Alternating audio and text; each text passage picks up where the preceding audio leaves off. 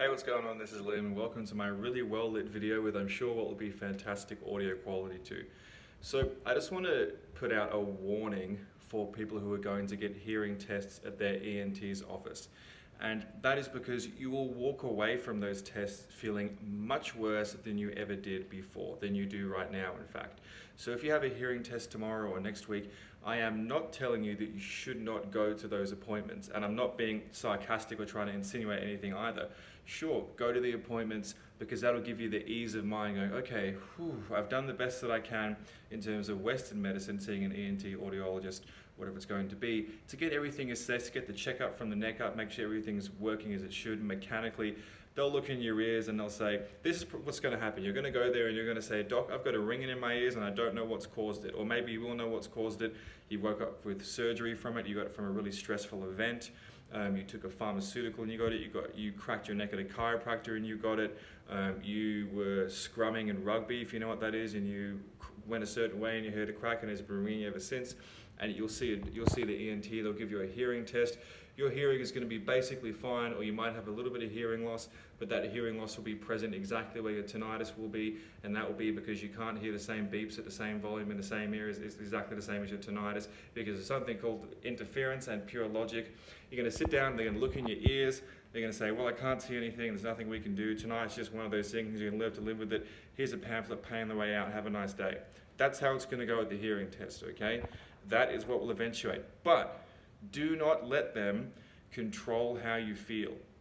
You can't control what's going to happen in that room, but you can control how you feel when you walk out. And I'm not going to be so naive as to say, oh, I'm going to make this video and no one is ever going to feel bad after a hearing test after their doctor tells them that tinnitus is for life, because that's ridiculous. We all are humans.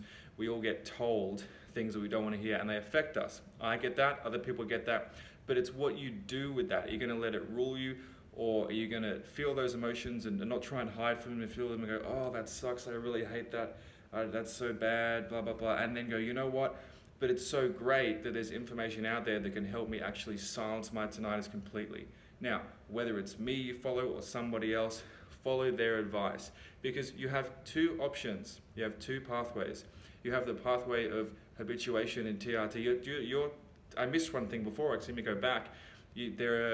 Your ENT might tell you it's for life, there's nothing you can do, or if they think you can afford it, they'll look at your watch per se, just like prostitutes in bars do. They go, oh, he's got a nice watch, might go for him.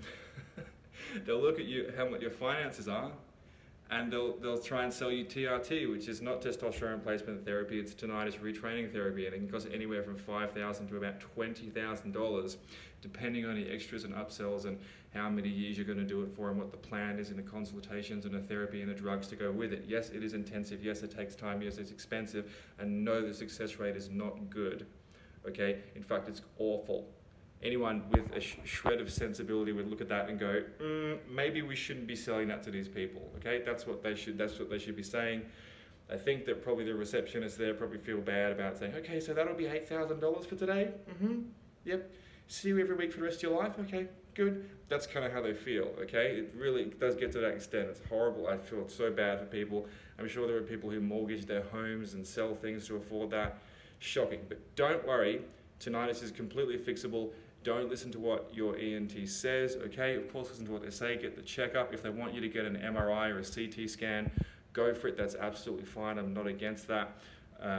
Not that, you know, I should have anything to say with what you do or put in your body or get assessed in any way.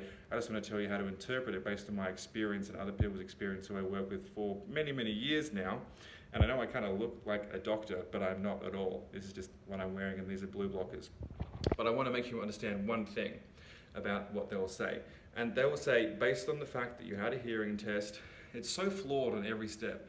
You had a hearing test, and you have hearing loss. First of all, you don't have hearing loss, okay? Most of you won't have hearing loss because you just have interference from the tinnitus blocking out the ringings, so you didn't press the little button when you had the cans on, so you missed the beep, and therefore you have hearing loss.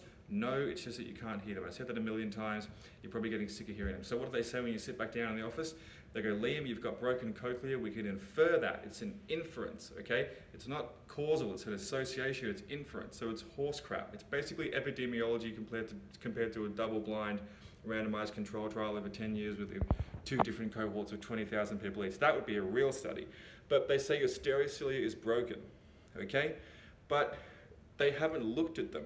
And any good radiologist knows, if you get an MRI or a CT scan to look at your head, obviously if they want to get a scan of your brain, they're looking for things like tumors, and there's nothing wrong with getting that checked out. That's a great idea to get that checked out, okay? But they cannot see your stereocilia on a CT or MRI scan. They can't see inside the cochlea. Why? Because it's microscopic and you need a microscope. So unless you're going to cut your head open, pull out the cochlea, rip it open, put it under a microscope and say, oh, whoops, it's actually not broken, but now you're deaf in that ear.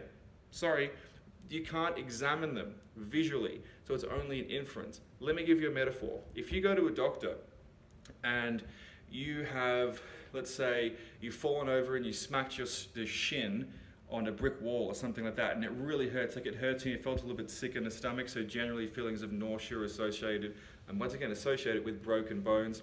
Would you be happy if your doctor went, let me check?